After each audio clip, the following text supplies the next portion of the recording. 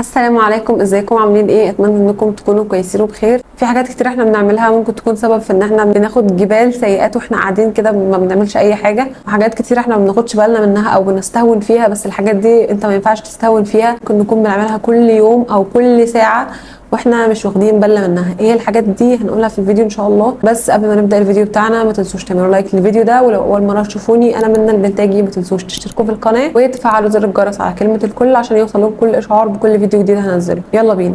طبعا دي مش نوعيه الفيديوهات اللي انا بتكلم فيها، بس زي ما قلت لكم ان انا هعمل حاجات كتير عامه عن تجارب كتير او حاجات كتير أنا ممكن اكون مريت بيها وعديت منها او لسه بعدي منها. حاجات كتير ممكن تغير في تفكير حد فبشاركها معاكم. الحاجات اللي انا بقولها دي انا مش شيخه، مش طالعه اقول حاجات مثلا اللي هو اعمل كذا واعمل كذا، لا انا بقول تجربتي او حاجه انا مريت بيها، ممكن تكون انت كمان بتمر بيها او انت كمان بتمر بيها. ممكن الحاجات اللي انا فكرت فيها تساعدك ان انت تتطور في الحته دي او ان انت تتخطى الموضوع ده، توصل فيه لحلول مثلا تريحك نفسيا. انا بجاهد وانتوا كمان جاهدوا نفسكم في الحاجات اللي انتوا شايفين ان انتوا بتعملوها غلط. فالحاجات اللي انا هتكلم فيها دي مش حاجات كتيره انا مريت بيها وبشارككم بيها علشان انا عارفه ايه احساسها او ايه اثرها على الانسان لما يكون بيفكر فيها وطول الوقت الحاجه دي شاغله باله، او ممكن نكون بنعملها واحنا مش واخدين بالنا منها.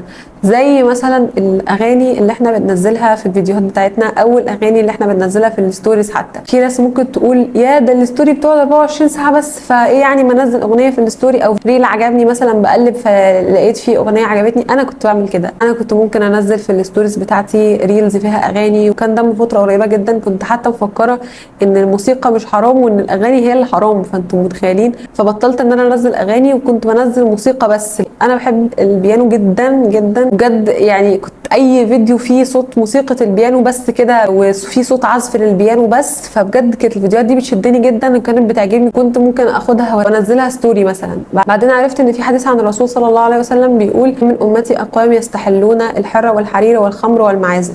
المعازف دي اللي هي ايه؟ اللي هي كل الالات الموسيقيه ما عدا الدف. الدف بس هو الحلال، وفي الاعياد والمناسبات وفي الافراح وكده، مش طول الوقت يعني. فبطلت ان انا انزل الحاجات دي في الستوريز عندي. وحتى في بجد فيديوهات كتير ممكن اكون عايزه اعملها ريلز مثلا قصيره، ببقى عايزه اعملها كتير تسهل عليا ان انا بدل ما اتكلم فهنزل الحاجات اللي انا عايزه انزلها مثلا بموسيقى، او فكره فيديو مثلا عايزه اعملها مش هينفع اعملها من غير موسيقى مثلا او اغاني او كده. فلما عرفت الموضوع ده قلت لا، اللي هو مش هعمل حاجه اخد عليها سيئات طول ما انا قاعده. حتى لو انا بسمع الاغاني دي ولحد دلوقتي يعني ممكن اكون بسمع حاجات بسيطه، بس بجاهد نفسي ان شاء الله ان انا ابطلها تماما. بس مش هشيل ذنوبي وذنوب الناس اللي حواليا، يعني كفايه كل واحد ذنوبه كفايه، فمش هتاخد كمان سيئات ناس غيرك. ممكن بقى تستبدل الاغاني باي حاجه. يعني مثلا لو جربت ان انت تبدل الاغاني بتاعتك بالبودكاست مثلا هيفرق معاك جدا. يعني ممكن مثلا وانت بتغسلي مواعين او انت بتنظفي، طبعا البنات وهم بينظفوا في ناس كتير بتفتح اغاني، في ناس كتير وهي بتغسل المواعين بتحب تسمع اغاني جدا، وانا كمان كنت بحب اعمل كده. بس جربت البودكاست، واول بودكاست في حياتي اجربه هو كان بودكاست السيره النبويه. كان بودكاست جميل جدا، فممكن تجربوا ان انتوا تبدلوا الاغاني بالبودكاست عشان ممكن ده يفرق معاكم ويفرق معايا انا كمان. بحاول على قد ما اقدر يعني. بطلوا بجد تنزلوا اغاني في الستوريز بتاعتكم او في الفيديوهات بتاعتكم. لو انتوا مثلا صانعي محتوى، بطلوا تحطوا اغاني وموسيقى في الستوريز بتاعتكم او في الريلز بتاعتكم، عشان بقى اللي هو لو انتوا مشهورين بقى مثلا عندكم 700,000 800,000 ومليون ومعديين بقى، فهتاخدوا ذنوب على كل الحاجات دي. فدي كلها جبال سيئات بتجيلكم وانتوا قاعدين مكانكم وانتوا ما بتعملوش اي حاجه. انت ممكن تكون نايم وعمال تاخد سيئات عشان حد تاني بيسمع اغنيه انت منزلها في الريل بتاعك او في الستوريز بتاعتك مثلا. حاجه تانية وهي ان انت ممكن تقترح مسلسلات واغاني وافلام لناس، فهم لما يسمعوها او يتعلقوا بالحاجات دي انت هتاخد كمان ذنب علشان انت اللي دلتهم على حاجه زي كده. يعني مثلا لو في حد اقترحت عليه اغنيه وهو حب الاغنيه دي وبقى فضل بقى يسمعها طول النهار بسببك بقى، فانت متخيل انت بتاخد سيئات في كل مره هو بيسمعها. يعني هو قاعد كده بيسمع في بيتهم وعمال بيشغل اغاني، وانت قاعد في بيتك وما بتعملش اي حاجه، وانت عمال تاخد ذنوب عشان انت رشحت له اغنيه مثلا عجبته وهو طول النهار بيسمعها. فطبعا محدش فينا حامل ان هو يشيل ذنب مع ذنب حد تاني. يعني تالت حاجه وهي اللايكات اللي انت بتعملها على الفيديوهات اللي انت بتتفرج عليها. ممكن مثلا يعجبك ريل في اغاني فتعمل عليه لايك. انا كنت بعمل كده برضو، كان في ريلز كتيره بتعجبني وبروح عامله عليها لايكات.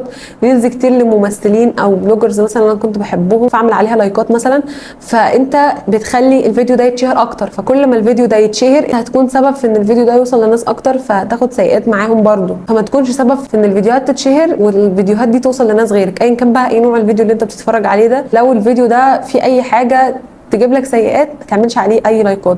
في بجد فيديوهات دينيه بتكون نازله وعليها موسيقى يبقى بجد عاجبني جدا الكلام اللي فيها، ببقى نفسي اعمل عليها لايك بس ما برضاش اعملها عشان فيها موسيقى. فالناس حتى اللي بتعمل مقاطع دينيه وبتحط عليها موسيقى مش عارفه انتوا بتعملوا كده ليه، اللي هو انا مش عارفه اعمل لكم لايك علشان الموسيقى اللي انتوا حاطينها على الفيديو ده. فما تعملش لايك ولا كومنت على فيديو انت شايف ان الفيديو ده مش صح او فيه موسيقى او فيه اغاني او اي حاجه. الحاجه اللي بعد كده بقى وهي بتخص البنات اكتر، وهي ان انتوا تبينوا رقبتكم. في ناس كتير بتكون شايفه ان الموضوع ان انتوا تبينوا رقبتكم ده حاجه عاديه، بس دي مش حاجه عاديه. يعني لبس التربون مثلا او ان انت تلبسي طرحه وتبيني رقبتك. انا كمان كنت ببين رقبتي من قريب، كنت ببين رقبتي بس مع مجاهده كتير في نفسي بقالي فتره كبيره جدا بحاول ان انا ما ببينش رقبتي خالص. الحاجه اللي خلتني اخد القرار بجد ان انا عرفت انه في ايام زمان الستات قبل ما الايه بتاعت الحجاب تنزل في الجاهليه يعني كانوا البنات او النساء يعني بيلبسوا الطرح على راسهم بس بيبينوا حته من شعرهم من قدام كده، وبيرجعوا الطرحه على ورا ورقبتهم والحلقان باين، سلاسل والحاجات اللي هم لابسينها تبان. فولا تبرجنا تبرج الجاهليه اللي هو ان انت تبيني رقبتك علشان السلاسل اللي انت لابساها تبان. طبعا بيكون شكلنا احلى، وانا عارفه ان احنا كلنا بيكون شكلنا احلى لما بنبين رقبتنا، بس طبعا ده حرام لان ما ينفعش يبين الرقبه. في ناس ممكن تقول اخلعوا الطرحه خالص، اللي هو انت كده لابسه الطرحه ليه، ايه فايده الطرحه؟ الكلام ده غلط جدا جدا. لا، انت كده بدل ما بتطلعي خطوه لقدام انت بترجعي خطوه لورا. يعني مثلا لو انت بتبيني شعرك بطلي تبيني شعرك، بعدها خدي خطوه ان انت تجربي ان انت تغطي رقبتك، بعد كده جربي ان انت تطولي الطرحه شويه، حاولي على قد ما تقدري. وانا كمان بحاول. مثلا انا لما كنت ببين رقبتي كان بسبب ان انا ما بحبش احط دبابيس في الطرحه خالص، فكنت بلف الطرحه كده. طبعا انتوا عارفين اللفه بتاعتي، كنت بلف الطرحه كده والحته دي ممكن تبان من رقبتي. جبت بندانه برقبه. طبعا عارفه ان الجو بيكون حر جدا وبكون مضطره في لفات بلفها تانية ممكن ما استخدمش فيها البندانه دي، اللي هو بكون لفه الطرحه على وشي كله ما بتبانش رقبتي.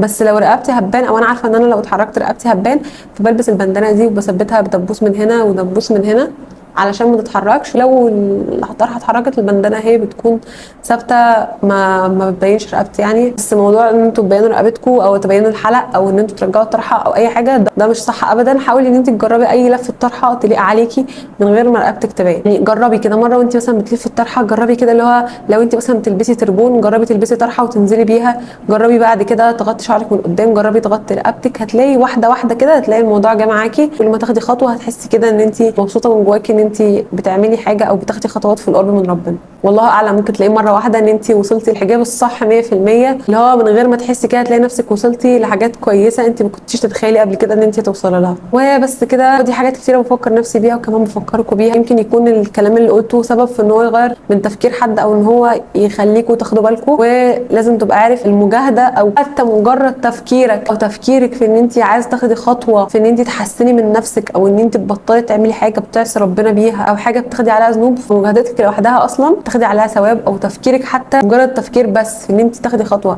فما بالك بقى لو خدتي الخطوه دي او لو انت اخدت الخطوه دي في حاجه انت كنت بتعملها غلط وبطلت تعملها. فاتمنى ان انتوا تكونوا استفدتوا. بس كده انا خلصت الفيديو بتاعي. لو شايفين ان في حاجه تانية ممكن يكون في ناس بتعملها غلط واغلبنا ما بياخدش باله منها، اكتبوها في الكومنتس. ممكن تكون فكره ان هي تغير من تفكير حد برضو او ان هي تصلح حد للاحسن. وبس كده، لو عجبكم الفيديو ما تنسوش تعملوا لايك للفيديو ده، ولو اول مره تشوفوني انا منى البلتاجي ما تنسوش تشتركوا في القناه وتفعلوا زر الجرس على كلمه الكل عشان يوصلكم اشعار بكل فيديو جديد هنزله.